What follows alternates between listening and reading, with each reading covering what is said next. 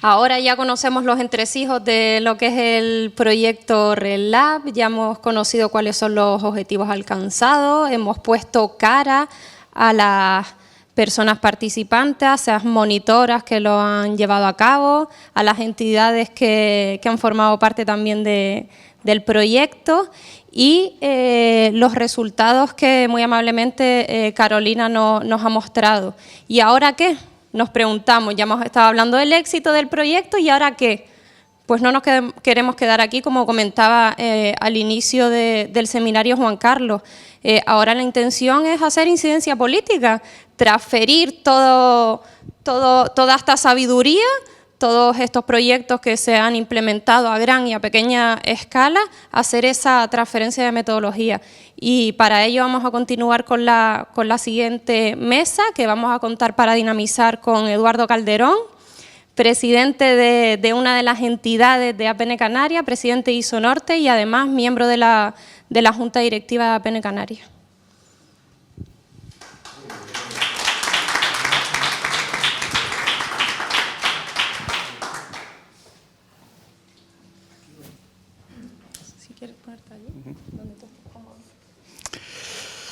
Bueno, buenos días.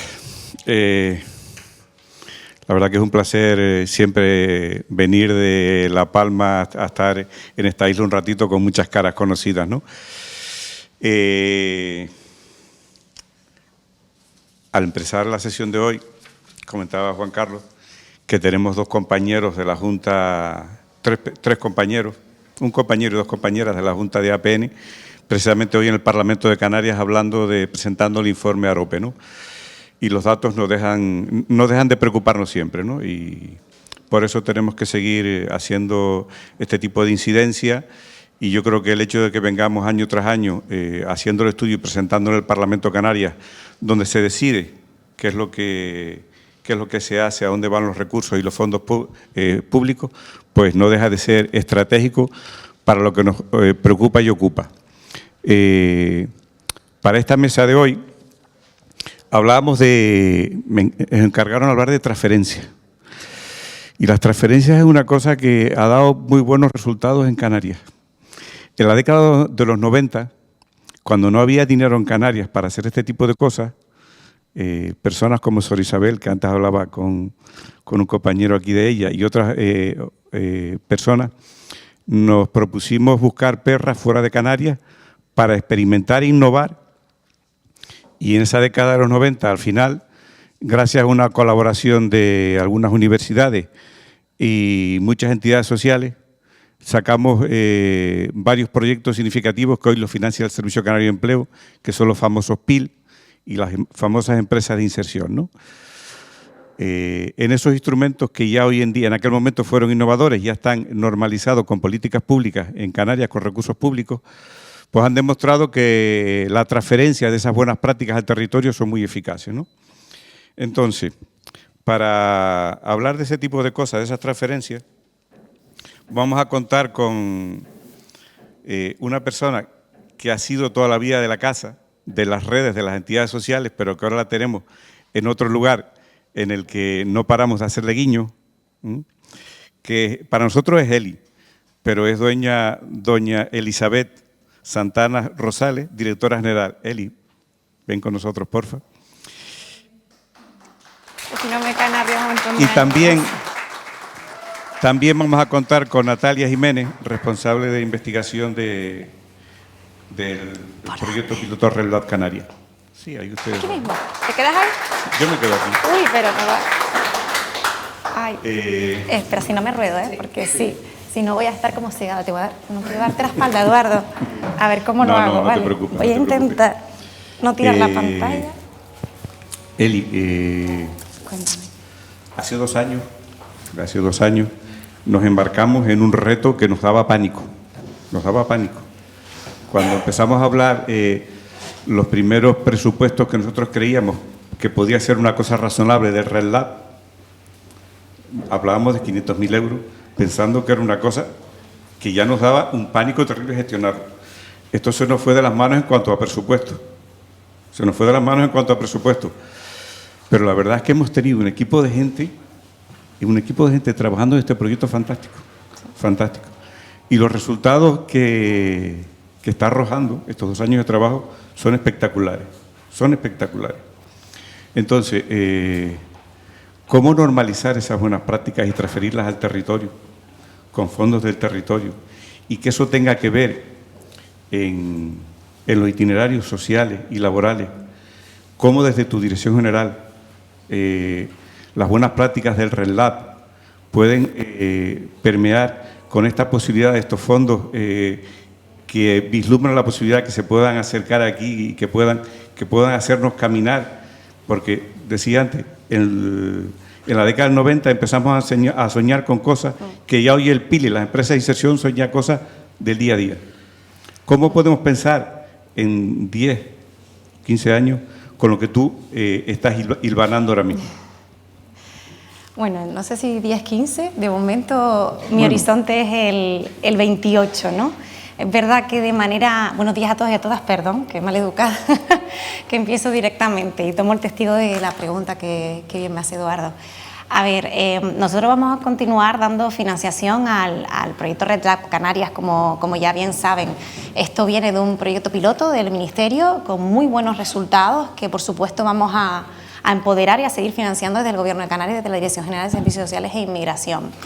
Si bien es cierto que durante estos inicios nos hemos dado cuenta que hay un itinerario de acompañamiento social financiado por Fondo Social Europeo, un programa que ya estaba aprobado, que es casi como una extensión y una expansión de lo que ahora nosotros llamamos Integra, y en el cual se puede también integrar, y entiéndanme, justo la propia metodología de REDLAB.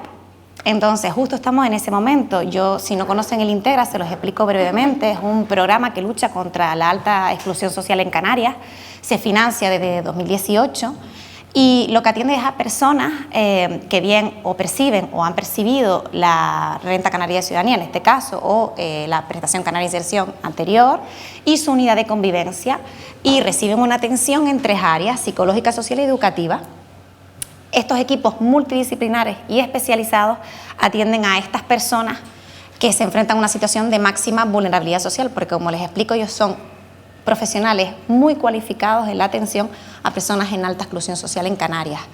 ¿Qué queremos? Expandir esto a los 88 municipios del archipiélago. Ahora mismo se implementa en 12, yo miro para Eduardo porque él es uno de los que lo desarrolla, por si acaso se me esté bailando algún número, pero ahora mismo son 12 los municipios que lo desarrollan y 4 islas en las que también tiene lugar el programa, que es Gran Canaria, Tenerife, Lanzarote y La Palma.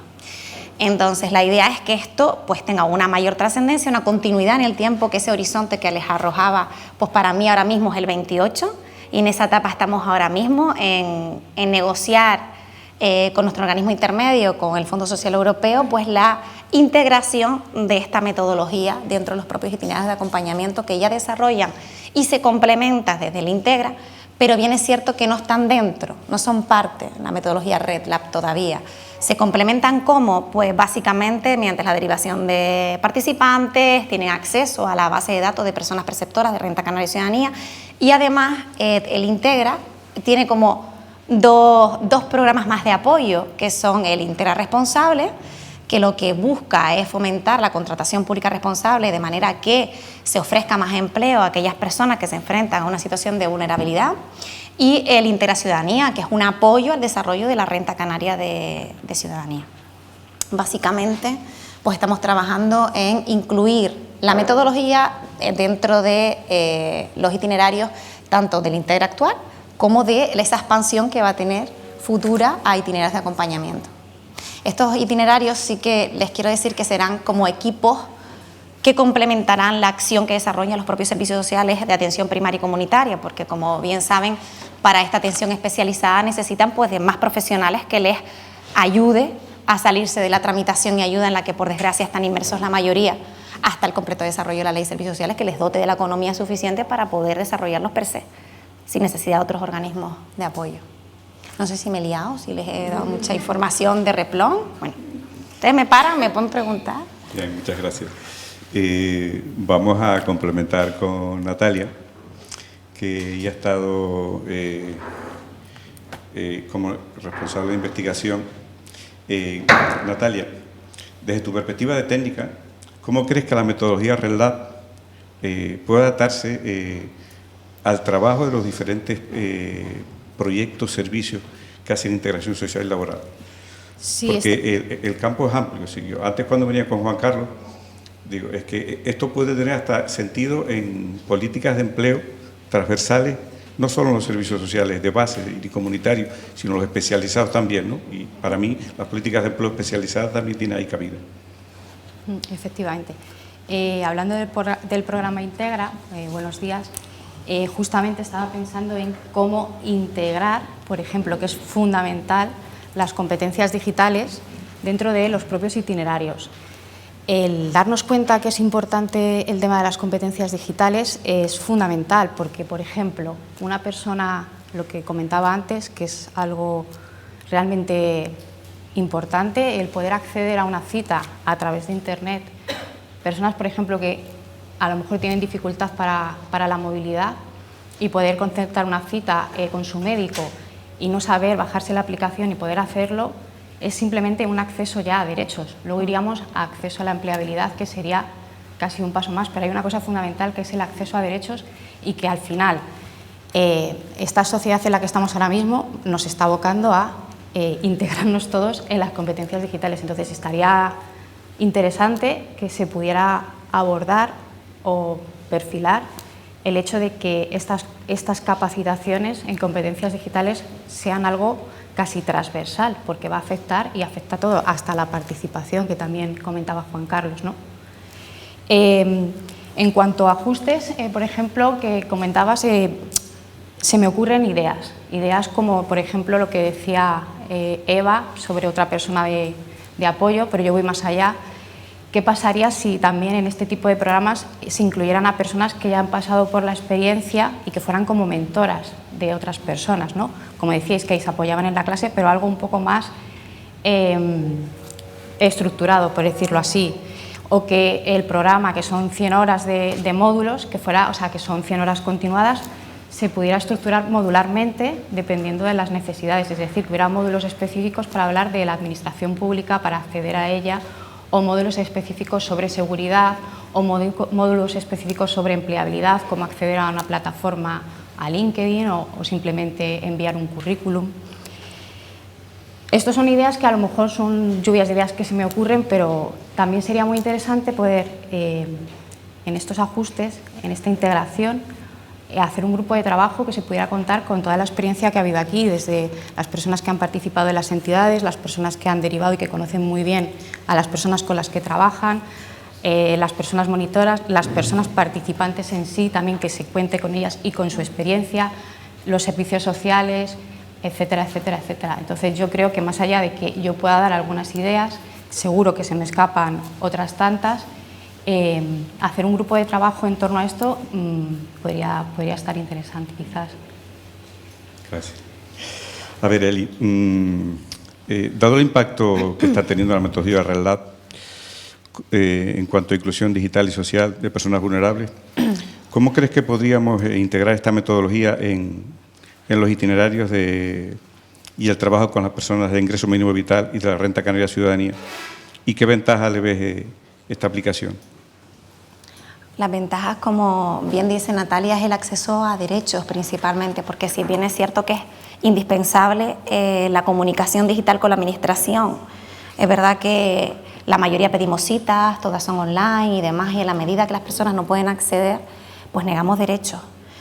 Si bien es cierto que los servicios sociales, ¿no?, los itinerarios y demás, deben incluir y deben integrar esta metodología que bien dice Natalia, de manera compartida con las personas que han participado, como bien decías, con toda la experiencia del desarrollo de todos estos años del programa RedLab, que se ha ido ajustando también a las necesidades que ha ido encontrando en cada momento por parte de esas personas participantes. Yo creo que es una metodología que posibilita una inclusión y una participación activa de todas las personas que forman parte de ese programa, tanto de los monitores como de las personas que pues al final se forman en él y que realmente al final no solo mejoran competencias digitales, es que el trabajo es mucho más transversal y requiere de mejoras en autoestima, en capacidades, en opciones futuras, o sea, Es que el alcance es mucho mayor, incluso yo creo, que de los resultados que nos hayan podido exponer anteriormente, porque cualquiera de nosotros, si hablamos con cualquier participante, nos daremos cuenta de que lo de menos es haber utilizado Duolingo, saber hacer el currículum, es lo de menos, porque el cambio lo podemos ver en estas personas, incluso físicamente. Esto es una cosa que siempre digo, que es que deberíamos hacer como fotos finish de la gente, es decir, fotos de cuando llegan los programas y fotos de cuando se van. No por nada, es porque las caras las cambian. De verdad que se los digo, es como si de repente, no sé, su actitud, su autoestima, todo, confían en esas capacidades que a lo mejor antes sentían mermadas o incluso se sentían que no podían alcanzar. Entonces yo creo que conseguir esas metas y demás, ese también debe ser un propósito, por supuesto, nuestra intervención. Yo no sé si es mi micro lo que suena así, ¿sí? No, es el dentista de arriba, seguro. Ay, ¿tenemos un dentista arriba? No. Ay, pensé, digo, me entendí dentista, digo, tenemos un dentista arriba. ¿Entendiste dentista como yo? Sí. Madre mía. Vale, perdón, porque yo los estoy dejando sordos, a lo mejor me estoy moviendo hacia atrás. Disculpen, ¿eh? Esta casa es grande y tienen centros de atención, formación, talleres. Qué maravilla, voy arriba a ver si ahora más hacen... Tenían en la parte alta, tenían un taller de trabajo de carpintería, tapicería y cosas de esas. Qué bien. Bueno, sí, el Centro de Formación de la Obra Social, efectivamente. Que yo recuerdo, sí. Y ustedes perdonen por la confianza, yo me siento en casa entre profesionales motivados que quieren, oye, implementar una metodología que saben que funciona y pueden transformar vidas en su ejercicio profesional. Entonces yo, discúlpenme, pero me siento en casa, ¿vale? Así disculpen la informalidad de mi intervención y todo esto, ¿vale? Perdón. Estamos en casa todas y todos. A ver, Natalia, las historias de vida y las entrevistas de diagnóstico han sido fundamentales en la personalización de los itinerarios de RedLab. ¿Cómo crees que estas herramientas podrían integrarse en el trabajo diario de los servicios sociales? Muy interesante justo lo que comentabas al respecto de la foto inicial y final, porque tiene un poco que ver también con esta historia de vida. Es verdad que en el RedLab lo que se hizo un poco fue coger una técnica cualitativa de investigación social que se llama historia de vida, coger algunos elementos y a partir de ahí formar toda la información y todo el recorrido de cada una de las personas.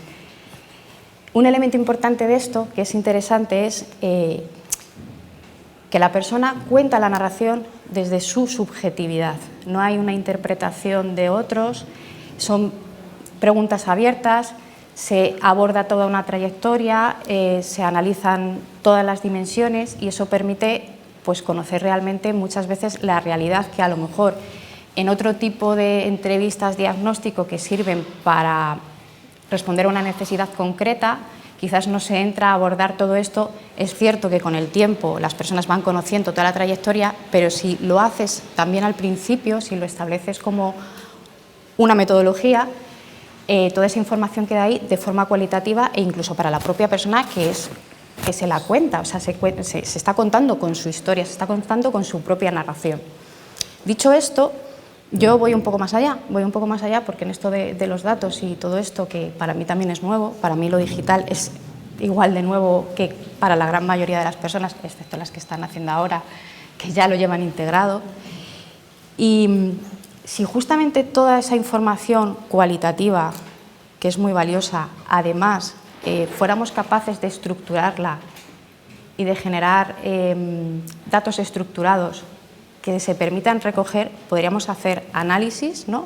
Se podría ver la realidad mucho mayor, se podría identificar patrones e incluso, ya me voy mucho más allá con todo esto de la ciencia de datos y el aprendizaje, se podría predecir. Y es que eso se está utilizando en otras áreas, se está utilizando en la meteorología, se está utilizando en la economía, se está utilizando en la salud. Imaginaros si eso se utilizara también en las problemáticas sociales.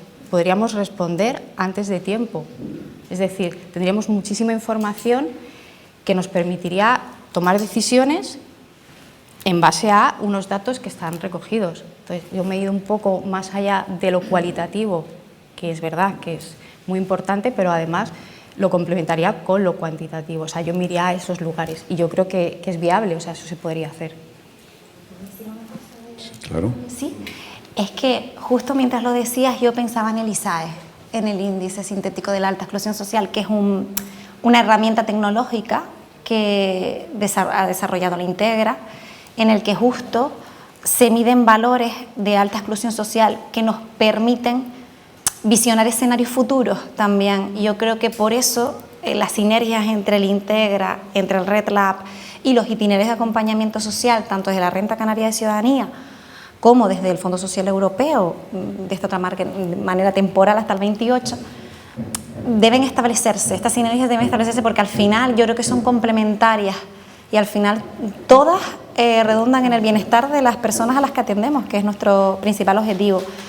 Yo no sé si igual... Sí, no, es que yo creo que aquí se ha dado dos caminos en paralelo, sí, del Red Lab y el Integra, y también los itinerarios de integración social y laboral que hacen entidades de ANAGUA y entidades de APN, los servicios sociales de base con el ingreso mínimo vital y con la Renta Canaria de Ciudadanía. Y nos falta cómo hacer un encuentro donde mezclar todo eso, ¿no? Y yo creo que aquí creo que toca. Y eso tiene que liderarlo Bueno, vamos a autoliderarlos todos, porque todos nos sentimos corresponsables. Cada uno tiene una parte de responsabilidad, sin duda. Creo que todos somos corresponsables de eso, ¿no? Porque un poquito aquí y allá tenemos... Y antes lo estaba oyendo datos, digo, es que cuando hablamos con Pepe del índice sintético, Pepe dice, esto es lo más. Cuando hablamos con los compañeros de las empresas de inserción, dice, es que este es el mejor instrumento para hacer política social. Cuando hablamos con los compañeros del Centro Especial de Empleo, dice, es que esto es lo más. Y cuando hablamos en el espacio de Red Lab, de APN, oye, es que esto es la bomba. Esto es la bomba, ¿no? ¿Cómo buscamos ese espacio de mezclarnos? Porque eso es lo que urge. Pues empezando a trabajar todas las partes en ello, en generar el encuentro, el espacio para poder hacerlo. Sí, es verdad que ya con APN están los contactos para la transferencia y la escalabilidad del programa. Ya estamos trabajando en eso, como les decía, en relación a fondos europeos hemos planteado esa transferencia inicialmente, pero sí es verdad que es como, lo del Fondo Social Europeo es un Integra a lo grande, que va a integrar, y nunca mejor dicho, Red Lab, o sea, va a ser la unificación de esos tres caminos en paralelo que ahora mismo existen. Y luego lo siguiente es pues precisamente el itinerario de acompañamiento social de la Renta Canaria de Ciudadanía, que ustedes saben que quedó pendiente de reglamentación. Nosotros estamos trabajando en el borrador de ese decreto ahora mismo. El equipo de trabajo social de Renta está trabajándolo desde que lo tengamos disponible, porque sí es verdad que ya estaban trabajados los documentos de diagnóstico, planificación de la intervención y el modelo de informe social. Sí es cierto, pasaron la audiencia pública a finales del 23 y justo ahora estamos en ese momento de aportaciones del equipo de trabajo social. Una vez tengamos ese borrador y Jurídicas me dé permiso, el servicio jurídico de la Consejería me diga, puedes, lo compartiremos con los colegios de profesionales de trabajo social, lo primero, y a partir de ahí seguirá su tramitación pública para aportaciones del resto, ¿vale? Como bien procede, pero tengan en cuenta que el reglamento tiene en paralelo el desarrollo del aplicativo de Renta, la parte digital, que no podemos dejar atrás, porque si nosotros desarrollamos un reglamento maravilloso, pero sigue siendo papel, pues no nos sirve. Entonces estamos trabajando en esas dos áreas ahora mismo, pues con intensidad.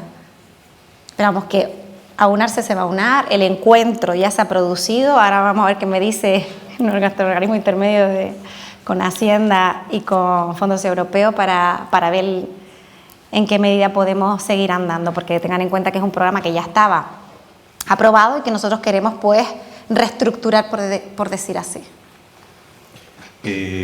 ¿Cómo ves la posibilidad, Natalia, de hacer ese cruce desde, o sea, qué paso podía hacer EAPN de acercamiento a esas otras buenas prácticas para hacer ese cruce de mezcla y que podamos sacar ahí un mix de itinerario que incluya las buenas prácticas del Red Lab, las buenas prácticas del Integra y cómo... porque es verdad que estamos en espacios de burbuja, es decir, el Red Lab no ha cruzado sus buenas prácticas con la metodología de trabajo de integración laboral de las empresas de inserción que hacen itinerarios de integración laboral, ni tampoco lo ha cruzado con el Integra y viceversa. ¿Cómo crees tú que podríamos hacer, dar un paso adelante desde APN y desde el RedLab? Pues, a ver, el RedLab era un curso de formación en competencias digitales que me ayudaban a mejorar la empleabilidad, pero, por ejemplo, volviendo a los ejemplos complementarios que hablabas del Integra, incluir a una persona en el equipo que conlleve y que tenga la metodología RedLab y que aporte todo el tema del acompañamiento en la capacitación en competencias digitales, el cómo transversalizar las competencias digitales a todas las personas, incluidas a nosotras mismas, que también estamos ahí, que también tenemos que formarnos, que también tenemos nuestras barreras.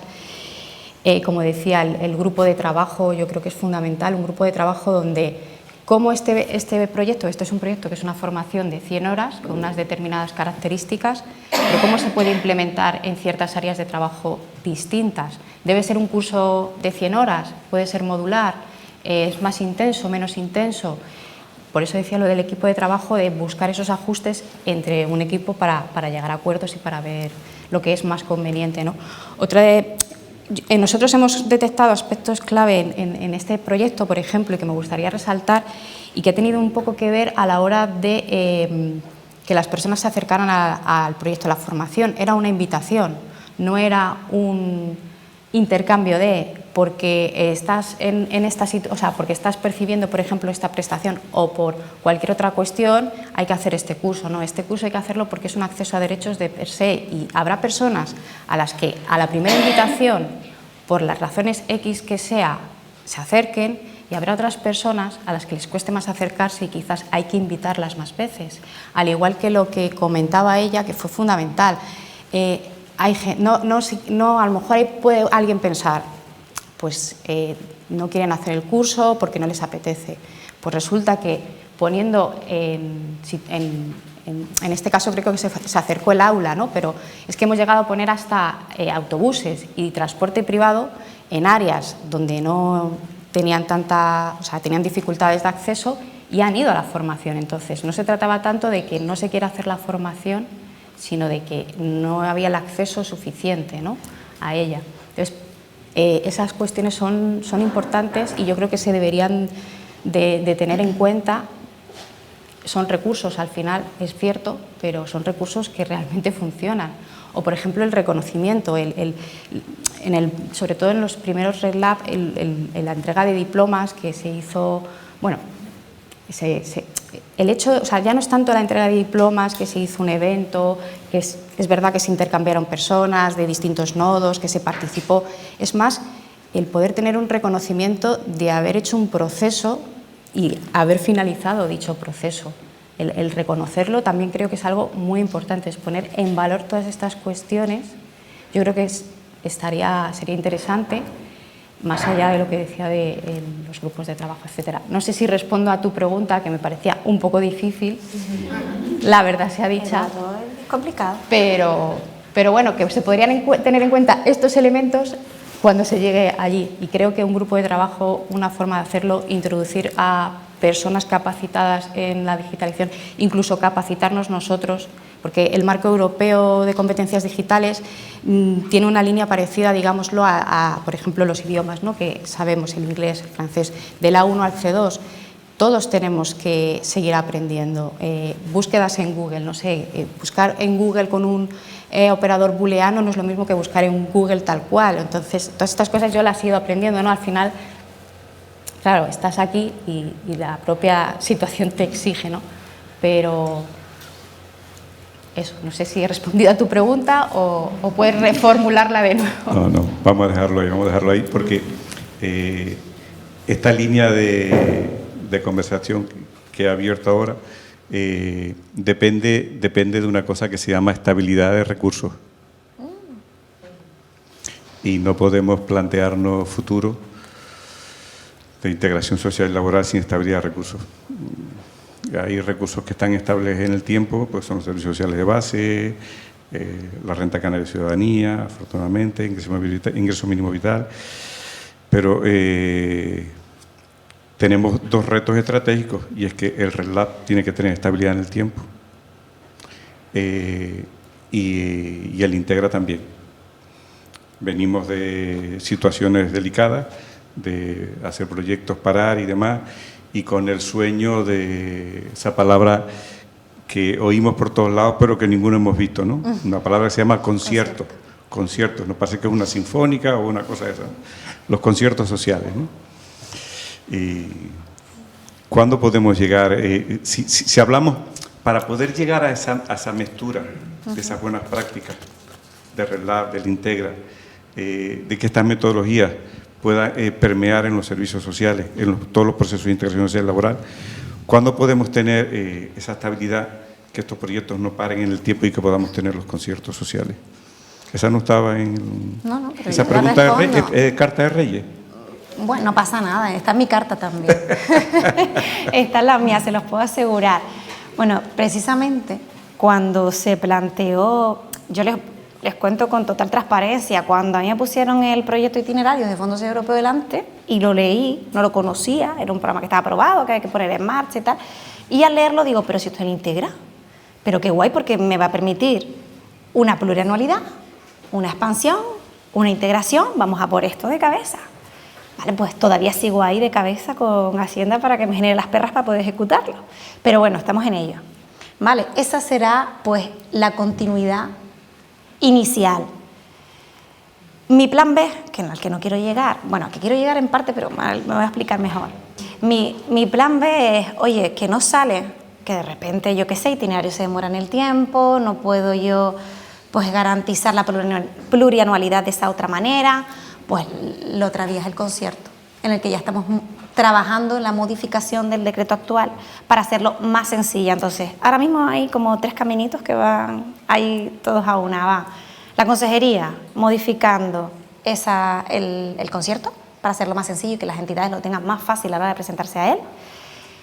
Yo intentando que nos financien los itinerarios y que realmente se adapte a lo que necesitamos actualmente en Canarias, no a lo que en su momento se planificó, e integre al programa de atención a la alta exclusión social, bebiendo de la metodología RedLab y teniendo esos 2 caminos con el ojo puesto en que esto no sale, ya tengo lo otro planificado. Vale, pero son cuestiones que tengan en cuenta que van en marcha, que a lo largo del 25 podré ir pues viendo hacia dónde gira mi barco, en función de las posibilidades y lo que me dejen hacer. Porque tanto Europa como nuestro organismo intermedio, como el concierto, dependen de modificaciones y de aprobaciones que ya están muy por encima de mí, pero no se preocupe que soy muy pesada porque vengo del tercer sector y perdóneme, pero es así. Y si algo soy, es constante y machacadora. Y no sé si he respondido. Sí. ¿Sí? No, bueno, de momento horizonte 28, no, en el 25 veremos si 28 o concierto, bueno, más o menos. Vale. Seguiremos siendo tus amigos. Por favor, vigilando. Quiéranme a pesar de todo. Que recuerden que yo estoy de Erasmus. Sí, estás de Erasmus, qué bueno, ¿no?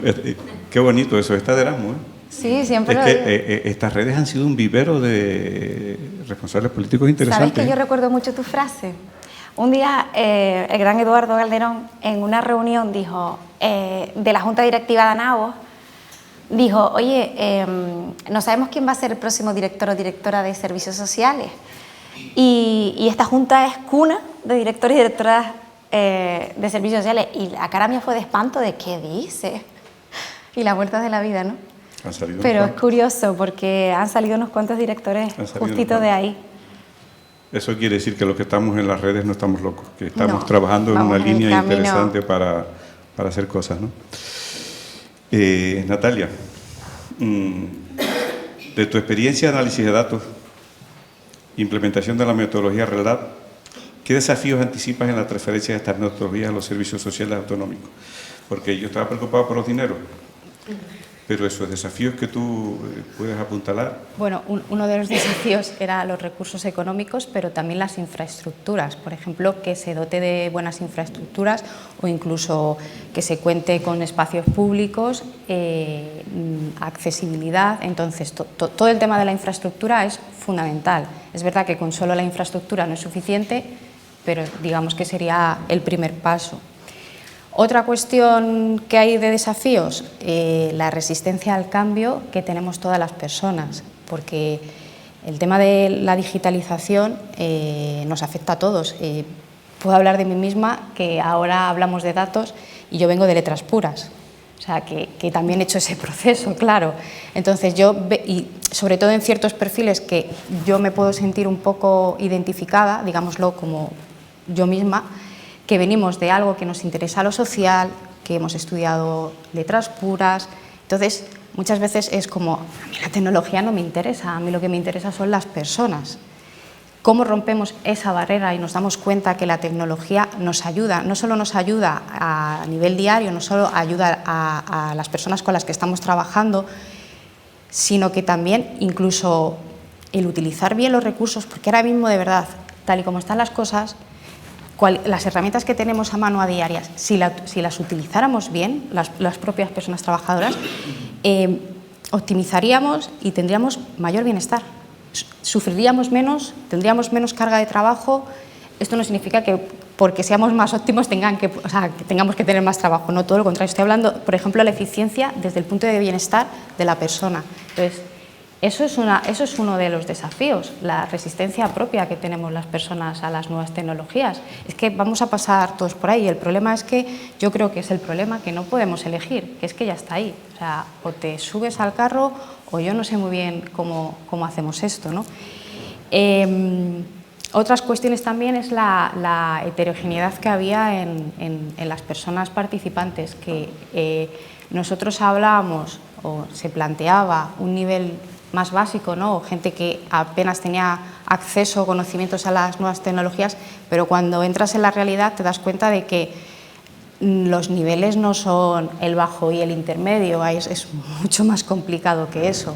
Entonces, ¿cómo adaptar toda una formación a esos niveles? O sea, es decir, a esas personalizaciones. Y entonces, de repente, yo ahora me está viniendo a la cabeza una cosa interesante que tenía que ver con una de las herramientas que se utilizaba, una aplicación, el Duolingo, que el Duolingo ha gustado mucho.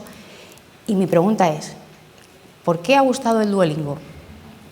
El Duolingo ha gustado, o sea, yo voy a responder en mi opinión, porque esa aplicación de aprendizaje de idiomas se adapta a la persona, no la persona a la aplicación. ¿Qué quiere decir esto? Cuando uno se pone a hacer ejercicios y falla siempre en los mismos, esa aplicación, utilizando el aprendizaje automático y las nuevas tecnologías, lo que hace es todo el rato volver a repetirte en lo que tú has fallado. Entonces, eso es una personalización. Eso es otro desafío, cómo adaptar esta formación que hemos desarrollado y que fuera capaz de personalizarse hasta ese nivel. ¿Seríamos capaces de hacer algo así? Bueno, si lo han hecho unos antes con una aplicación, que yo creo que empezaron como un juego, ¿por qué no, no? Y luego, bueno, la carga de trabajo, que es lo que decía, la carga de trabajo de las propias personas del día a día, si encima, porque esto digamos que es nuevo, porque es que es nuevo, antes uno no pedía cita a los servicios sociales por internet, o sea, hace 20 años creo que no se pedía cita así. Entonces, el poner más carga de trabajo, como más, digamos, a estos perfiles más, yo, por decirlo de alguna forma, ya tenemos todo un recorrido, toda una forma de trabajar, y ahora tengo también que aprender, o ahora tengo también que... Entonces, esos yo creo que son así, seguro que hay más, segurísimo, pero así los desafíos más importantes. Nombraste uno que a mí me tiene en la cabeza dando vueltas toda la vida, desde hace muchos años. Uno de los principales desafíos para mí es la infraestructura. Una vez un responsable político muy querido, que se llama Marcial Morales, se atrevió a lanzar la pregunta de qué necesidades de infraestructura tenía el tercer sector de Canarias para seguir haciendo iniciativas de itinerarios y atención de personas, inserción laboral, ¿no? Y le llegó tal aluvión de propuestas que no fue capaz de hacer nada, ¿no? Pero eso es un reto que tenemos que hacer, eso es un desafío muy serio, porque los que caminamos por las diferentes entidades vemos que algunas han podido dar un salto de nivel, ¿no? Pero, por ejemplo, SEAT, acaba de dar un salto de nivel muy importante, en cuanto a instalaciones y demás. pero es que hacia ella se le ha quedado pequeño lo que tiene. Y yo miro a mi casa y miro a otras casas, y la semana pasada estuve visitando experiencias en Zaragoza, en Baleares, y para hacer itinerarios de inserción social y laboral hace falta instalaciones industriales, naves industriales, para dar empleo protegido y para hacer el proceso de acompañamiento interesante. Y no tenemos recursos en Canarias ni nadie que esté apoyando esto. Eso es un reto, un desafío terrible, terrible. Entonces, aprovechando que el barco pasa por aquí. No, a ver, en serio, sí, tenemos que pensar en eso. Aparte de lo que comentaba ella con todo el tema de otra asignatura pendiente, ¿cómo permeamos, cómo podemos permear a la gente de los servicios sociales de este tipo de metodología? ¿Cómo nos podemos plantear o cómo hacemos para organizar un plan de formación para llevar esta metodología Red Lab? Más allá de lo que estamos haciendo aquí y más allá de la experiencia piloto del Integra, que son varios proyectitos con la dimensión de que tú piensas de crecimiento. Es decir, ¿le has dado vuelta a esas cosas? Hombre, hay varias opciones. Está el tema de la transferencia de esa formación a otros profesionales y a otras administraciones públicas y a otras entidades. Eso pues es lo primero. Pero sí es cierto que yo empezaría por cada casa, es decir, yo le voy a poner un ejemplo. El otro día me daba cuenta y dije, jolín, qué bueno, iba a una visita a una entidad que atiende pues las necesidades más básicas de personas sin hogar, ¿no? Y el servicio de ducha, y me enseñó uno de los chiquitos que era hiper joven y me dice, no, tengo una aplicación para los horarios de la ducha. Digo, ¿cómo? O sea, me sorprendió tanto, tenía un control de... Claro, hilando con lo que decía Natalia, en esa adaptación a las necesidades y a los desafíos que tenemos en el ámbito social para atender mejor a la población más vulnerable de Canarias, es verdad que la herramienta de la historia de vida nos ayuda a profundizar en la dimensión personal, profesional y familiar de cada persona, adaptando el itinerario y realmente haciendo un itinerario de acompañamiento personalizado, y esa yo creo que puede ser la clave a partir de la cual desarrollar el resto del proceso. Si bien es cierto que ese proceso se tiene que dotar de aplicaciones, de infraestructuras, de un personal que esté altamente cualificado en esa atención, porque es que nosotros en el mundo social estamos condenados, y entiéndanme, porque bendita condena, a la especialización constante, a siempre estar abiertos a nuevas formas de atender, de llegar más, de innovar, de utilizar todas esas herramientas que hoy día digitales nos ayudan tanto. Yo qué sé, yo que ahora estoy con el aplicativo de Renta Full y con la empresa desarrollando automatismos, para mí es apasionante, porque me pasa lo que a ti, que no conozco, a mí me empieza a hablar informático y digo, espérate, vamos a hablar tú y yo en español, porque hace rato que no te entiendo. Yo lo que quiero es que se haga esto, ahora ya tú, a nivel ingeniería, plantea cómo hacerlo, ¿no? Cómo hacer esos cambios por dentro, pero yo lo que necesito es que un golpe de clic, por ejemplo, que es el módulo estadístico en el que estamos ahora, pues en fase de desarrollo, que a un golpe de clic yo pueda ver segregado por sexo, por rango de edad, por unidad de convivencia, eso es lo que yo necesito. Y eso no significa que nosotros los profesionales del ámbito social tengamos que saber de todo, sino tenemos que estar conectados al resto de profesionales que nos pueden dotar de esa información que nos falta para poder seguir atendiendo más y mejor a las personas que se enfrentan a una situación de máxima exclusión social, que creo que es para lo que estamos todos aquí trabajando. Yo no sé si te he contestado, sí, ¿no? Yo no las voy a bombardear más, porque me parece ¿A qué hora cierra esto? Esto es 24 horas. Yo me quedo arriba en el taller, en el dentista. Esto es 24 horas. No los voy a bombardear más porque me parece que también dar un poquito de cancha a la sala, y que si ellas también quieren compartir algo más, aparte de lo que le hemos preguntado, creo que es el momento. Alguien de la sala que le apetezca interpelarla, preguntarle por alguna cosita. Yo sí me gustaría, perdón ser pesada, pero sí. Yo sí me gustaría, porque es que estaba muy bonito en el papel, ¿no? Esto de acercarla... Ay, el micro te vas a acercar. No, pero para el streaming. Tú y yo tampoco con las nuevas tecnologías soy verdaderamente nula, porque me dedico a lo social nada más, entonces... Pero bueno, me tengo que poner al día. que estaba muy bonito verlo en el papel de decir las personas de las administraciones públicas tienen que estar dotadas de ese manejo, ¿no?, de nuevas tecnologías para echar un cable, pero yo, por ejemplo, que me encuentro a diario, por ejemplo, una cosa tan básica, la semana pasada salió la ayuda para el bono digital del Gobierno de Canarias, ¿no? Es una industria. ¿Saben lo que cuesta echar la ayuda? Se han puesto, han abierto la página, el aplicativo. Póndolo, te lo digo ya. Inténtenlo. Eso es verdad. Inténtenlo. Inténtenlo en español, porque ni siquiera se puede traducir a otro idioma. Es infinitamente imposible.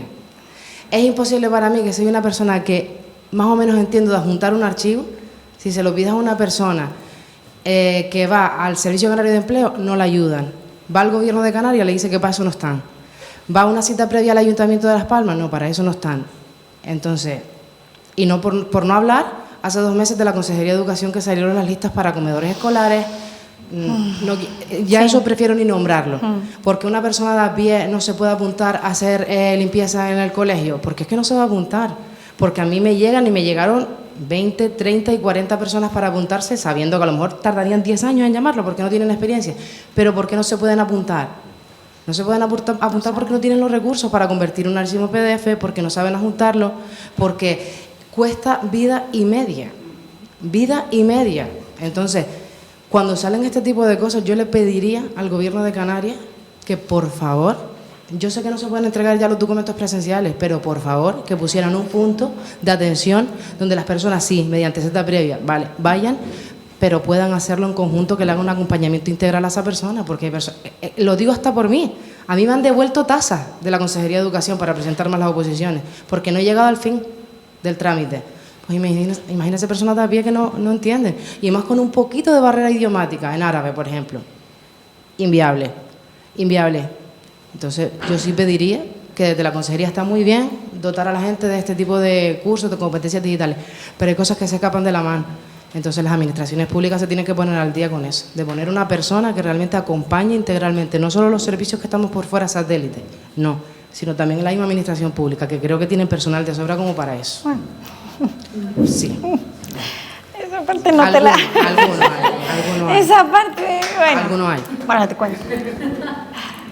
¿Quieres que le diga? Que es súper complicado Sí. hacer las tareas, de verdad. Que dices 2 cosas. Una, que y es... el bono digital, ella me dice a mí, la deja, lo que total da igual, yo pago la mensualidad. No, Y la no, firma- no me y voy la- a cansar, voy a tener toda la paciencia del mundo y tú vas a tener la ayuda, porque no cobras nada. Yo me instalaba la firma electrónica y realmente supe que funcionaba porque probé, porque yo dije, es que no estoy segura de si esto funciona o no, y considero que más o menos me sé manejar, quiero decir, porque si no funciona un explorador, si no funciona el otro, si tienes que descargártelo así, o sea, y no hay ningún sitio donde dijera, lo estás haciendo muy bien, o sea, eso tiene que ver un poco con lo que comentas, que era una de las cosas también que se había pensado, de poner un apoyo en las administraciones, en el acompañamiento a estas temáticas, aunque creo que aquí, por ejemplo en Madrid, creo que, por ejemplo, bueno, hay una serie de cuestiones que todavía aquí te permiten presentarlas en registros, en el 010, al menos así aparece. Yo tengo puntos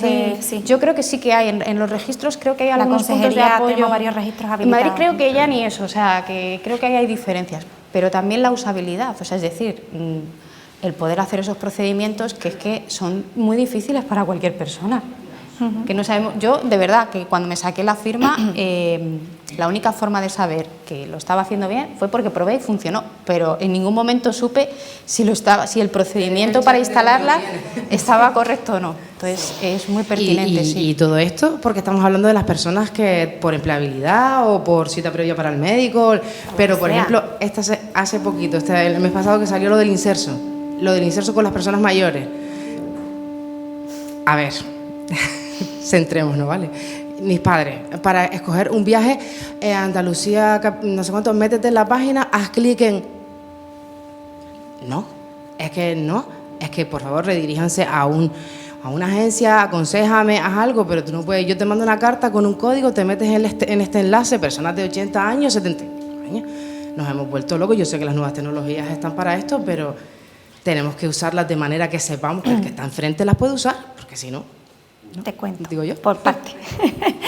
A ver, es verdad que tú lo que planteas son como dos cuestiones principales. Una, no sé, la falta de formación propia en competencias digitales que todos y todas tenemos, porque todas en alguna cosita resbalamos, la primera yo.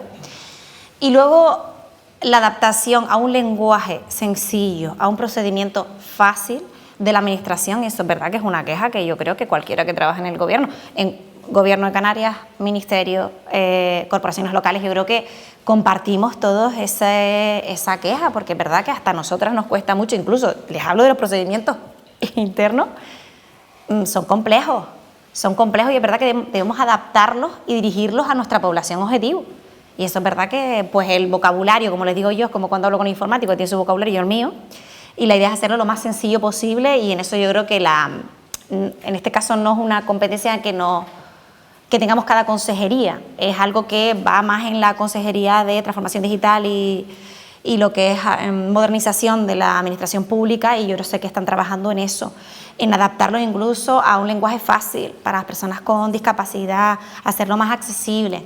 O sea, yo creo que es algo que es un trabajo que es verdad que nos lleva tiempo, porque entiendan en los cambios a nivel interno que se deben producir, y luego la pedagogía que también tenemos que hacer de otros profesionales que no se dedican a nuestro ámbito y no nos entienden, que nos pasa mucho, ¿no? Nosotros hablamos con otros profesionales de otras áreas y creemos que manejan la nomenclatura nuestra y se quedan pues, ojipláticos diciendo, madre mía, esta señora que me está contando. Bueno, pues esas dos partes. Y luego lo que tú planteas del programa Más 55, es verdad que decía lo del CRIC, pero también dirigía, yo recuerdo, a varias agencias.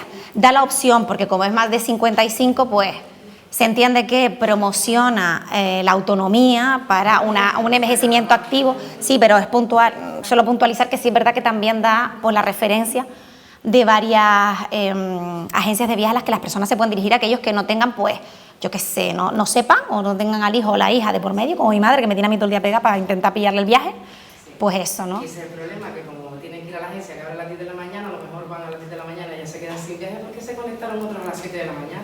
Claro. Por ponerte el pequeño Sí, ejemplo, sí, o sea, sí. no es, Yo creo que... igual que a la historia clínica del Servicio Canario de Salud, que también cuesta una vida y media.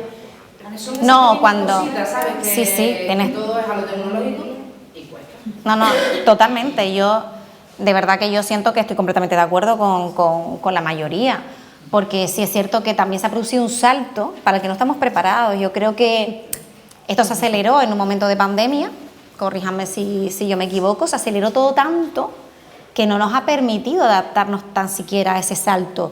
Pero si no nos hemos adaptado nosotros, mi madre que tiene 81 años no se puede ni imaginar. O sea, y yo entiendo que así, pues la mayoría de familiares nuestros, es complicadísimo.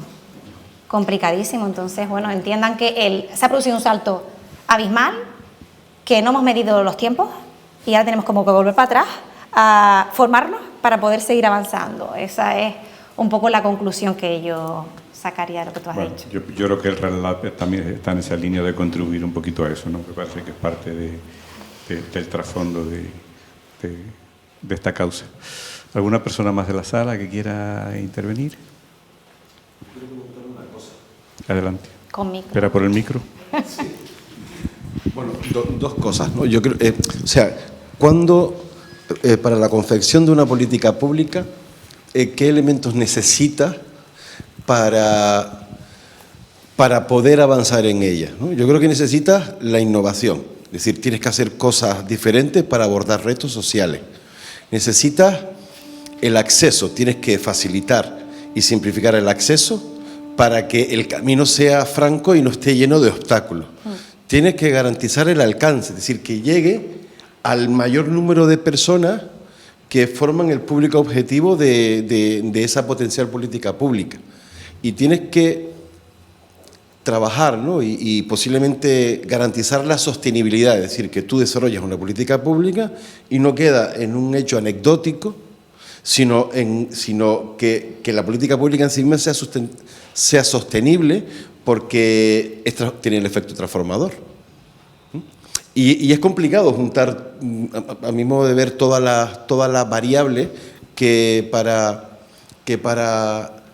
construir política pública, al menos desde mi visión, se necesitan, ¿no? Y luego hay cuestiones que son netamente transversales, que están formando cada vez más parte de nuestro día a día, en la cotidianidad, en el trabajo, en el aspecto educativo, en el aspecto de nuestra relación con las administraciones. Y es que estamos en un proceso, Elizabeth lo señalaba antes, es decir, cuando empezamos a correr con esto del desarrollo de la digitalización en general, pues en época de pandemia, o sea, tuvo que pasarnos lo que nos pasó, nos descolocó, algo que no sé, nos dejó estupefactos, ¿no? Y había que reaccionar de alguna manera, y una de las reacciones era cómo avanzábamos en esos mecanismos de recuperación, transformación y resiliencia, en el que habían varios ejes, y uno de ellos era no solo la economía verde, digamos que la sostenibilidad energética, sino también la administración electrónica. Y eso era un camino, sabíamos que se podía transitar más rápido, más lento, pero era un camino de sí o sí, o sea, no hay vuelta atrás, no hay retorno en él. Claro, eso está muy bien, siempre y cuando vaya aparejado con una línea de coherencia de capacitación en inclusión digital, porque lo único que hace, por lo menos en el corto plazo, es ampliar la brecha digital entre aquellos que pueden, entre quienes pueden acceder y la mayor parte de la ciudadanía que no puede acceder, porque no tiene las competencias necesarias. Por tanto, siendo un camino imprescindible, es un camino que también RELAB pretende apoyar ahí. Es decir, RELAB pretende, desde la flexibilidad que señalaba Natalia, que a mí eso me gustó mucho, decir, vale, tenemos este instrumento, pero no es un instrumento fijo, no es un instrumento encorsetado, o sea, no es una foto fija, es un instrumento que evoluciona, y la evolución también tiene que ver en cómo lo fragmentamos para que también la accesibilidad a él sea diversa, en función de para qué lo quiero, con quién lo quiero experimentar, etcétera, etcétera. RELAB viene a apoyar en esos procesos de inclusión digital, porque detectábamos, o se detectó, que era uno de los grandes problemas de exclusión social.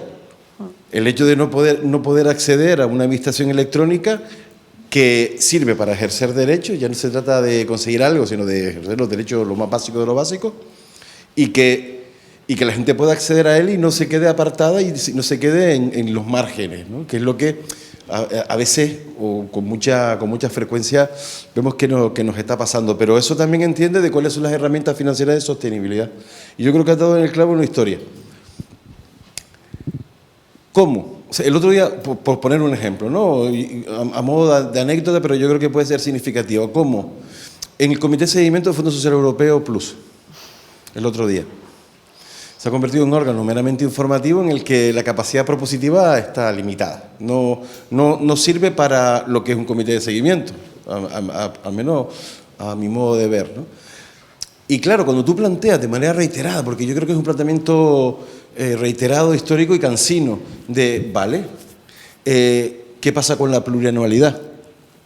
La plurianualidad es una herramienta que te permite trabajar con un horizonte de mirada larga, te permite retener talento, te evita cortes en la ejecución de un proyecto, una estrategia que va más allá de un año, en el mejor de los casos, y te permite entender los itinerarios de las personas, no con un horizonte temporal ya limitado, porque la financiación te dura lo que te dura, sino, Eduardo yo siempre se lo he escuchado a él, ¿no? Para mí Eduardo es un maestro dentro del sector, porque nos ha enseñado montones, ¿no? Y es una persona significativa en todo esto. Decía, o sea, es que hay personas que las velocidades son distintas.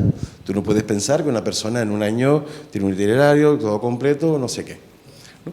Y la plurianualidad es algo que se podría hacer, pero es verdad que por una cuestión presupuestaria, que para mi gusto es cuestionable, las cofinanciaciones, en el caso de Canarias el 15%, parece que siempre son pegas, ¿no?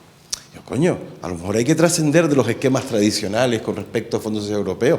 ¿Por qué el Fondo Social Europeo está hablando de 2023-2027? ¿Por qué está hablando de eso? ¿Porque se le ocurrió a alguien poner un periodo tal? No, porque querían que las políticas estructurales dentro de las políticas de cohesión de la Unión Europea tuvieran una mirada larga transformadora, no una mirada corta a ver qué pasa y relativamente anecdótica. Y por otro lado, el cruce de fondos. Jamás se ha dado en Canarias una iniciativa que cruce los fondos. Fondo Social Europeo con fondos de desarrollo, fondos FEDER. Y los fondos FEDER son aquellos que responden a eso que tú decías, Eduardo, a cómo cómo refuerza las herramientas estructurales, ¿no?, de infraestructura de las entidades o de cualquier cosa. O sea, no estoy hablando de una entidad social para poder dar respuesta a los retos de intervención social. Y no se cruzan. Y claro, y tú lo planteas y de verdad que parece, no sé, me da hasta vergüenza a veces decir eso, porque eso es algo que la Comisión Europea, por ejemplo, valora muchísimo, y en general, no hablo solo de Canarias, no terminamos de ver que eso es una oportunidad para poder dotarnos de las herramientas necesarias para intervenir mejor, y en ocasiones estás interviniendo de una manera precaria, ¿no? Y al final eso tiene un impacto pues limitado, ¿no? Por eso, yo creo que todo lo que tiene que ver con lo que estamos hablando aquí, de cómo integramos el RedLab como una herramienta necesaria, con sus diferentes modalidades, sus diferentes caras, sus diferentes concepciones, en un contexto de itinerario de inclusión con la más amplia acepción, también tiene que venir aparejado de una visión mucho más estructural de las políticas públicas. Porque solo con una visión estructural de las políticas públicas es como puedes afrontar los retos sociales, no puedes afrontarlo de otra manera. Una mirada corta te aporta soluciones cortas, una mirada larga te aporta soluciones transformadoras. Yo creo que por ahí es por donde hay que ir. El concierto de ayuda, claro que ayuda, porque genera un contexto de estabilidad y de calidad en la prestación de un servicio que seguramente va a venir muy bien para según qué cuestiones en concreto. A lo mejor no sirve para todo, pero tiene que servirnos para lo más estructural de lo estructural de la intervención, ¿no? Por eso, la claridad con que tú te has mostrado también, Elizabeth, es de agradecer, porque aquí no estamos para estar dando vueltas, y el contexto de por dónde tirar que llamas, Natalia, a mí personalmente me genera una sensación ilusionante, de decir, coño, aquí hay gente que está pensando y que si se junta con otra gente que tiene capacidad para hacer cosas y para pensar también, seguramente nos vendría mejor, ¿no? Y yo suscribo eso del grupo de trabajo. Vamos a sentarnos allá para afuera, a ver qué se nos ocurre, ¿no? Ideas, las más tontas de las tontas, porque esas son de las que tú tiras de ese hilo y te lleva a alguna idea súper interesante. Eso es fundamental. ¿Qué sucede? Vivimos en una sociedad y en un contexto en el que pensar cotiza al alza. Y la gente no se para pensar, y hay que pararse a pensar. Hacer está bien, pero planificar lo que quieres hacer seguramente te llevará a un sitio más agradecido. Y hay que pararse a pensar, y nos pasa en SEAR. Nos cuesta pararnos a pensar, estamos haciendo, en vez de generar alguna idea distinta, alguna idea novedosa, alguna idea ilusionante, alguna idea que renueve las motivaciones, los compromisos. Y te lo digo como autocrítica, es decir, hay que pararse a pensar para generar cosas ilusionantes, cosas innovadoras. Me parece que es algo fundamental y a lo que no le prestamos demasiada atención. Se quería echar para afuera. Lo siento. Un fantástico oyendo a Juan Carlos, apunté 4 cosas que en la década de los 90 os las presentábamos en un proyecto, o Raúl Suárez, nuestro negro del Ministerio de Fundación Europeo, que se murió desgraciadamente, decía, ese proyecto no vale, Eduardo. Y en aquellos proyectos te permitían Fondo Social y FEDER. Y Sonorte, cuando presentó su proyecto en el año 94 para crear una empresa de inserción de compostaje, tenía una dotación de Fondo Social para monitores y alumnos y demás, y una dotación para comprar un tractor de FEDER. Eso se permitía en las iniciativas comunitarias. En los Horizon, los UTAR, los NOW, el ADAP, eso lo hemos perdido. Eso lo hemos perdido. Y también habían 3 elementos también estratégicos. Si el proyecto no era innovador, olvídate. Si no contemplaba la transferibilidad, que lo que tú hacías aquí fuese eficaz y se pudiera hacer allá, tampoco. Y el proyecto tenía que tener un programa de cooperación transregional. Tenías que tener un proyecto, tú podías hacer el proyecto que quisieras, pero ese proyecto tenías que firmar un acuerdo con alguien de otra comunidad para que ellos vinieran a verte, tú fueras a verlo a ellos, te evaluaran, tú lo evaluaras, ver qué hacían ellos, qué hacías tú. Y eso lo hemos perdido hasta aquí, en nuestras propias islas. Y eso no nos lo financia nadie. Y resulta que estamos haciendo cosas muy innovadoras como el RedLab. Y por otro lado estamos haciendo el Integra. Y no se ha dado esa transregionalidad interna. Esa mezcla tenemos que ponerle fecha. Ya. Yo creo que llegamos tarde ya. Creo que Antes nos veremos. Bueno, yo creo que la sesión ha sido fantástica. Si a alguien le queda algo que decir.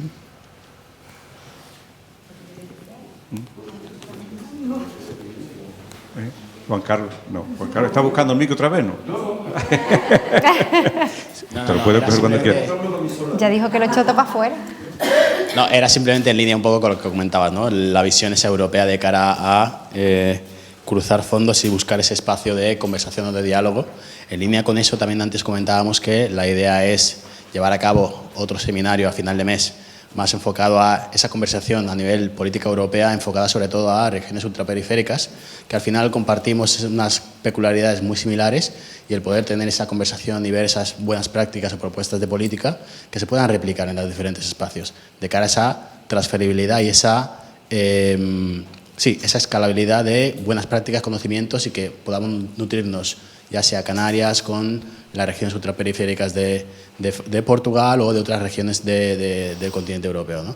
Y en este caso concreto estamos hablando para final de mes poder tener ese espacio, esa conversación, y un poco abrir el debate a nivel internacional y ver qué se puede sacar y hacia dónde se puede conducir ese diálogo y ese enfoque que planteáis.